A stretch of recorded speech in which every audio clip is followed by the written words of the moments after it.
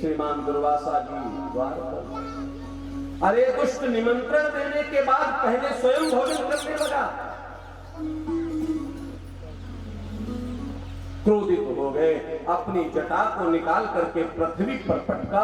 कृत्या नाम की राक्षसी उत्पन्न हो गई। अब वो कृत्या नाम की राक्षसी अम्बरीश जी महाराज के पीछे पीछे अम्बरीश जी महाराज दौड़े जा रहे हैं। अम्बरीश ने ईश्वर की तरफ याद किया, हे ठाकुर श्री कृष्ण, मेरे से क्या अपराध बन गया? और भगवान कहते हैं, अहम भक्त पराधीना ये स्वतंत्र इव द्विजः साधुर्भिर्ग्रस्तहृदयो भक्तिर्भक्तजन प्रिया।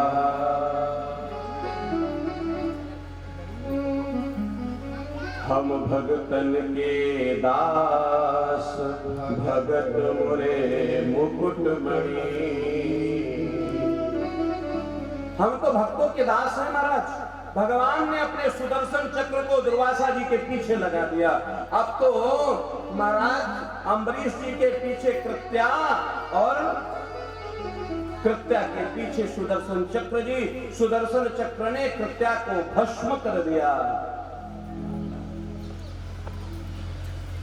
और वो चक्र दुर्वासा जी के पीछे लग गया। अब दुर्वासा जी महाराज ब्रह्मलोक, विष्णुलोक, शिवलोक, समस्त ब्रह्मांड में, और कहते हैं किसी को व्यक्ति रख सकता है, लेकिन भक्त का जो द्रोही है उसको कोई रखना नहीं चाहता। शिव जी भी शांत है, ब्रह्मा जी भी शांत है। नारायण ने कहा एक ही व्यक्ति बचा सकता है। बोले कौन? बोले भक्त अम्बरीश। दुर्वासा जी आए हैं और दुर्वासा जी ने कहा अम्बरीश इस चक्र से मेरी रक्षा कर।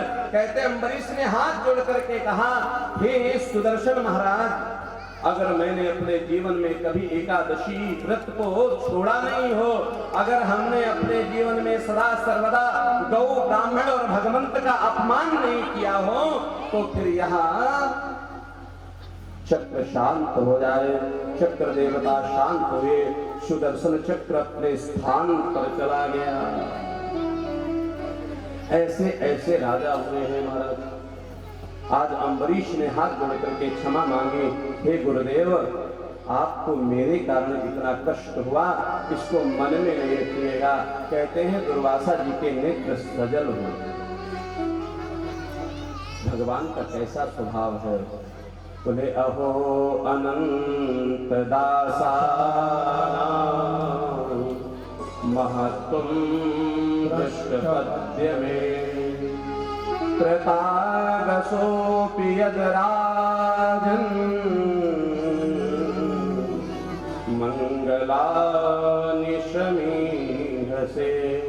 बहुत सारा आशीर्वाद दे करके श्रीमान दुर्वासा जी वहां से चले गए। सूर्यवंश में एक राजा हुए जिनका नाम है ईवनास महाराज। सूर्यवंश की विशेषता है, उनके यहाँ जो भी संतान हुई है उसमें यज्ञ जरूर करना पड़ा।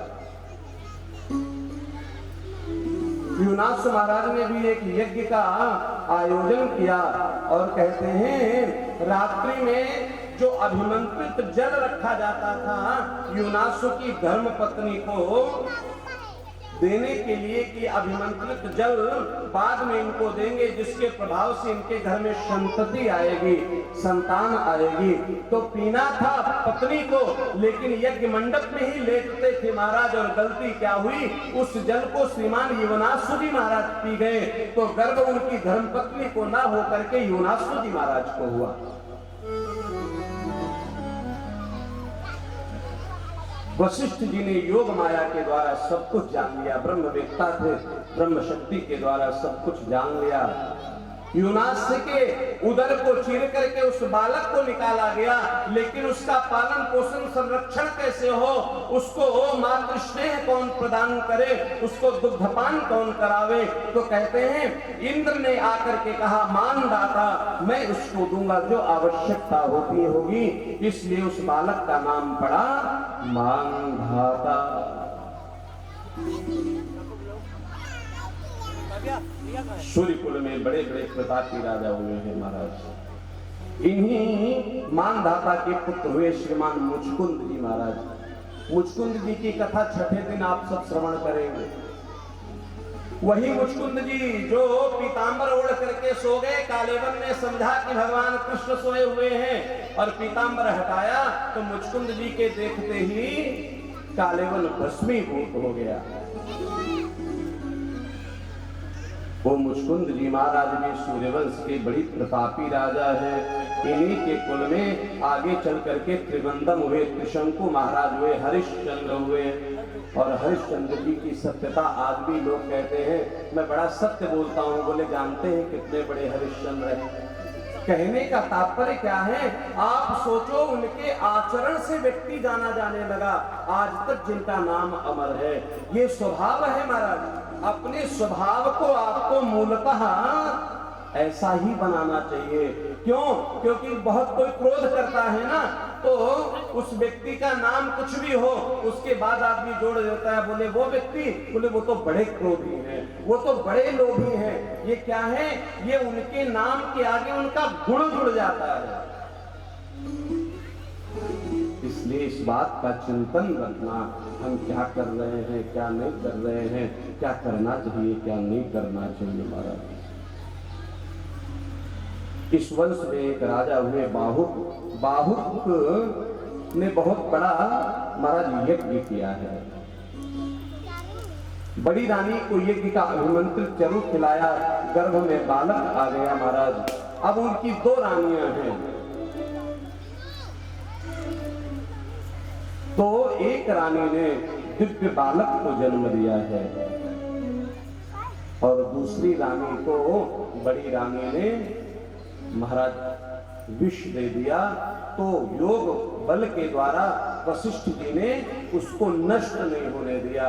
तो महाराज आज केशिनी ने जब एक मांस पिंड को जन्म दिया तो सगर श्रीमान बाहुक को क्रोध आया। उन्होंने तलवार से उसके 60,000 टुकड़े कर दिए।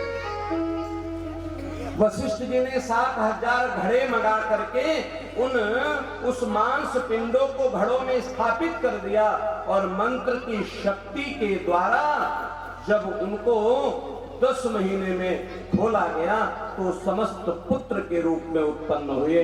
इस प्रकार से महाराज श्रीमान बाहुक के यहाँ सगर और सगर के यहाँ 60,000 पुत्रों का प्रादुर्भाव हुआ।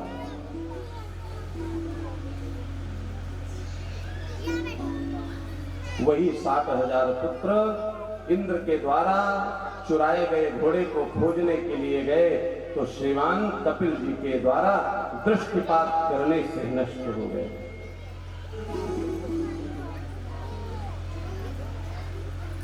सगर के एक पुत्र है श्रीमान असमंजस जी महाराज। इन्हीं के पुत्र श्रीमान भागीरथ जी। भागीरथ जी ने बड़ी दिव्य तपस्या की है और तपस्या के प्रभाव से ब्रह्मा ने अपने कमंडलू से गंगा जी को मुक्त किया। लेकिन गंगा का वेग इतना है कि शिव को प्रसन्न किया। शिव ने उस वेग को अपनी जटाओं के मध्य में महाराज उनको उलझा दिया और एक जटा को खोल करके एक छोटी सी धारा को गंगा के रूप में पृथ्वी पर भेजा। भागीरथ जी के प्रयास के द्वारा गंगा आई है, इसलिए हम गंगा को भागीरथी कहते हैं। बोले भागीरथी मैया की जय हो। इन्हीं भागीरथ के यहाँ हुए खट्वांग, खट्वांग के हुए दीर्घबाहु, दीर्घबाहु के यहाँ ही रघु का जन्म हुआ।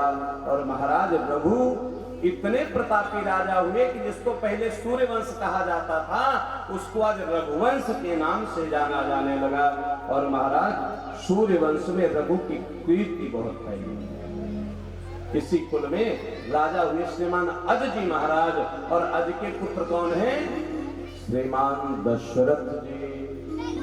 और दशरथ जी के यहाँ किसका प्रादुर्भाव हुआ? बोले भगवान राघवेंद्र सरकार का। बोले राघवेंद्र सरकार की जय हो।